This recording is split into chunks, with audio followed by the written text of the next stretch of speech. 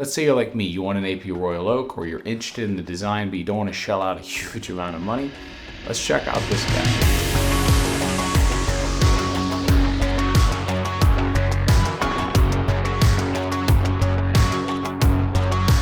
Now this is a Maurice Lacroix Acon. Now the pronunciation may be off on those, but the Acon model is essentially, it's a rebirth of their old Calypso model. It bears a striking resemblance to the AP Royal Oak style of design, meaning an integrated bracelet or an integrated leather strap with a more, I suppose, different bezel style and a textured dial.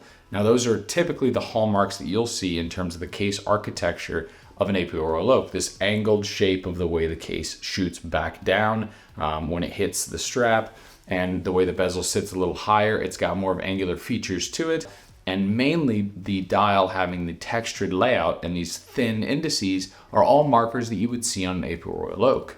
And so that's why when people look at this, they tend to see an homage of the AP Royal Oak. And I mean homage in the very correct form of the word, meaning that they take inspiration from it, but they don't directly copy it, meaning that the bezel is not an exact copy of the AP Royal Oak. You can see a side-by-side here of the Royal Oak and this watch, and they're not the same watch. They didn't just copy every single feature of it and put it into this piece, but they did, I think, instill the spirit of what the Royal Oak is supposed to look like. It's supposed to be in this watch. So a little background, a little flavor about the brand itself. It's actually manufacturer Desco von Schulthess, founded in 1889, and I am reading that, so I am probably wrong there too.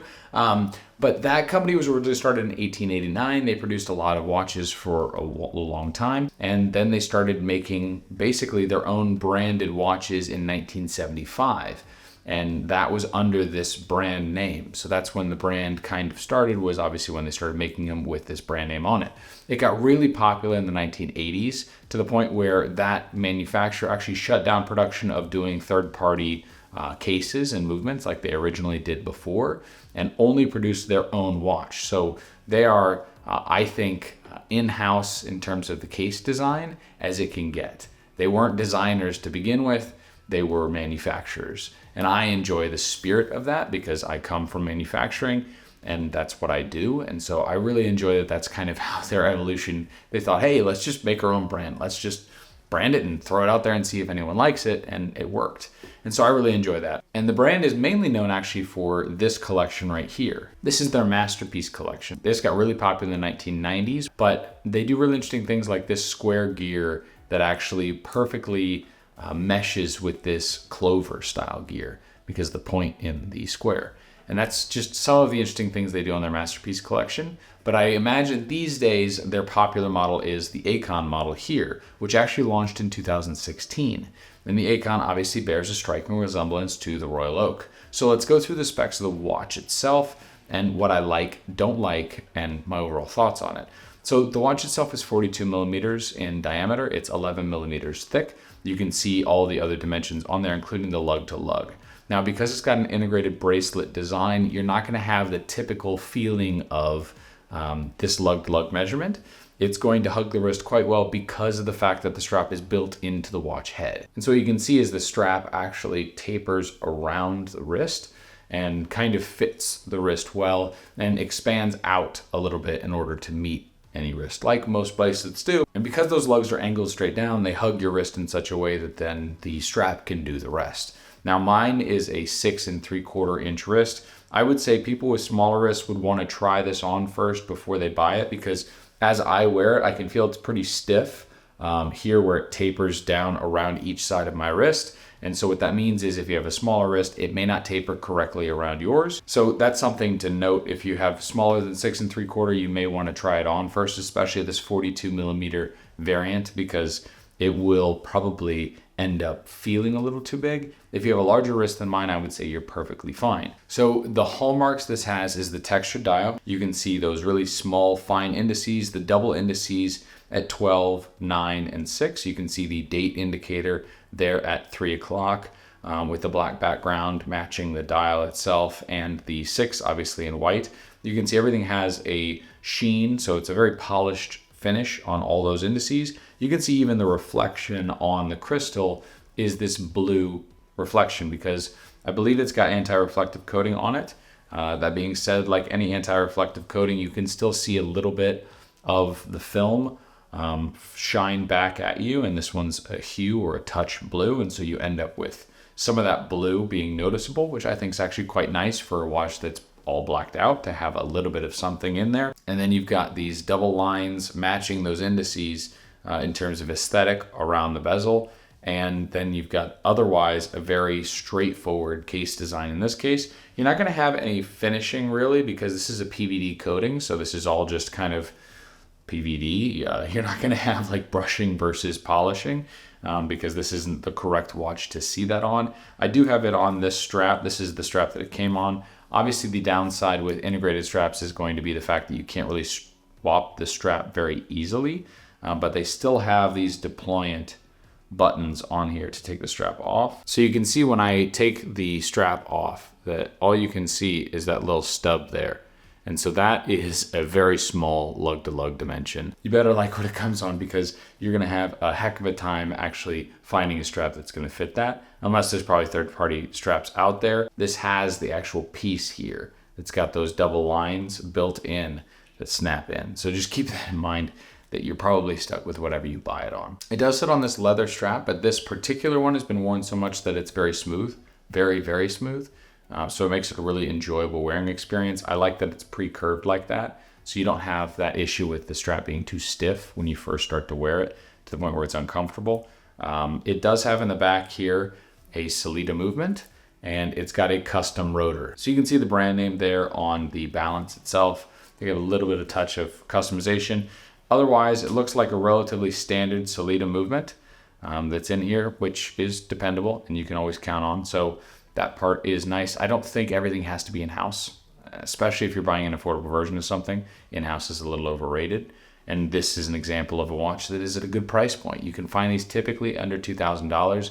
So positives, general design, function, the overall appeal to the watch. I think that this is one of those sorts of watches that you can get in a specific colorway and it'll fit what you like. I think this blacked out version would be the version that would fit me relatively well at the moment. This is the sort of watch where if you did wear it in a more formal environment, most people would look at it and say, and try and look closely. Because in a suit, you're looking for something to notice. So people will probably gravitate towards seeing what watch you're wearing, and they would notice the subtle features that make this kind of a nice watch, including the textured dial. But in my other environment, in a warehouse, because I don't wear the suit very often, in a warehouse, most people are too busy to look at what watch you're wearing, so it just looks like a black watch. I could wear this one day and I could wear a G-Shock the next day, and I think the majority of people wouldn't know anything different. They would have just seen all black on my wrist and moved on with their life. And I like that. That's one thing that I do enjoy about this overall watch. I love the proportions. I like how thin it is. I like the lug-to-lug measurement. It fits my wrist absolutely perfectly. I think the 42 millimeters might be a little oversized for what I typically would prefer, but that's fine. You know, it does fit my wrist well enough, so I wouldn't criticize it on that. I like the integrated bracelet design. They even have a little bit of pattern or guilloching on the clasp, butterfly clasp of the watch. It just has a lot of subtle features and details that make the watch, I think, a little bit more elevated than you'll typically find in this price range. And then obviously the textured dial, I think, adds something that I don't typically look at. Now you can find that now in the Tissot PRX line. So the textured dial thing is not unique to this watch or to the AP Royal Oak, but it does have a little extra something there that I think adds a little more interest to the watch. Now, the elephant in the room in terms of negatives is going to be, well, I could get a Tissot, which looks very, very similar to this for less money. And that didn't used to be true. I think this has more of a Royal Oak feel to it than the Tissot PRX just because of the bezel design. The PRX just has that dome bezel on the outside. This obviously has those little markers to try and give it a little bit more angularity and to try and make it a little bit more Royal Oak-y, I suppose, or 1970s aesthetic in the bezel design. And I think that's a large part of why someone would buy this versus the PRX. Now, in terms of negatives, the watch is a little too wide. I mentioned that a little earlier. I have had issues with this crown where I back it all the way out and I can't find the setting position. Now, in theory, I could always swap out this Sellita for a different one and just move the custom rotor over to a new Sellita, and then I'm perfectly fine. I think it has to do with the keyless works and less to do with the company itself. But for whatever reason, I've been having issues with this crown wanting to sit in certain positions, meaning if I pull it to position 1, I can't actually get it back out of position 1 and to winding position unless I start screwing it in, because there's a little bit of issue there, I think, on the keyless works. So that's one thing that I have had as a downside on this watch, but I don't know if that's necessarily their fault. Legibility is awful. It's not great, I should say, because it's all black and because those indices are not like a contrasting color like white. You end up with a dial that almost always I have to give myself a lot of light to be able to see what the heck's going on, or I have to turn it to get a reflection so that those indices pop out so that now I can actually read the time.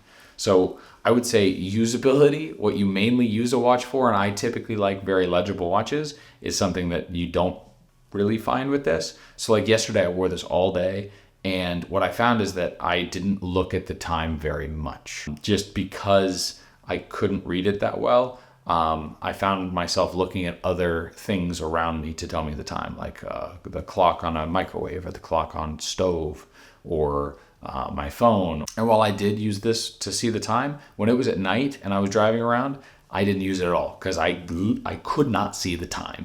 It was too dark outside. So that's something to definitely note.